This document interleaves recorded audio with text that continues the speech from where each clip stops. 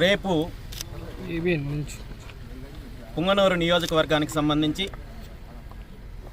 BCY party ఆధ్వర్యంలో జరగబోతున్న పుంగనూరు ధర్మ పోరాట సభకు సంబంధించి ఏర్పాట్ల గురించి పరిశీలించడానికి ఈరోజు ఇక్కడికి రావడం జరిగింది.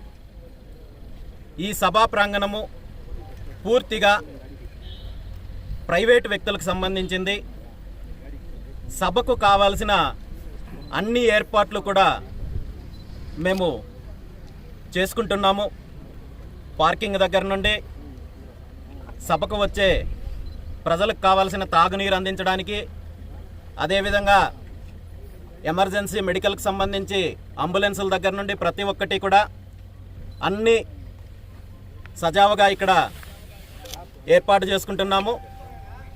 అయితే ఈ కార్యక్రమాన్ని కూడా అడ్డుకోవడానికి పోలీస్ డిపార్ట్మెంట్లో ఉన్న కొంతమంది వైసీపీ కార్యకర్తలు పోలీస్ డిపార్ట్మెంట్లో యూనిఫామ్ను అడ్డం పెట్టుకొని పుంగనూరు ఎమ్మెల్యే రామచంద్రారెడ్డి గారికి వత్తాసు పలుకుతూ అతని రాజకీయ లబ్ధి కోసము వైసీపీ కార్యకర్తల్లాగా పనిచేస్తున్న కొంతమంది అధికారులు ఈ కార్యక్రమాన్ని కూడా అడ్డుకోవాలనే ప్రయత్నం చేస్తున్నారు. ఇప్పటి వరకు గత 4.5 సంవత్సరం నుండి మీరు ఒక పోలీస్ అధికారులాగా కాకుండా వైసీపీ కార్యకర్తల్లాగా రామచంద్రారెడ్డి సొంత మనుషుల్లాగా ప్రవర్తించారు. ఇంక మీదట మీరు ఇలాంటి చర్యలు చేస్తే చూస్తూ ఊరుకునే ప్రసక్తే లేదు. ఈరోజు ఈ ప్రాంగణానికి నేను ఇక్కడికి విచ్చేశాను.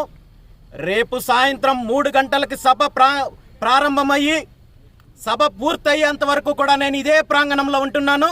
రాత్రికి కూడా ఇక్కడే నేను బస చేస్తున్నాను.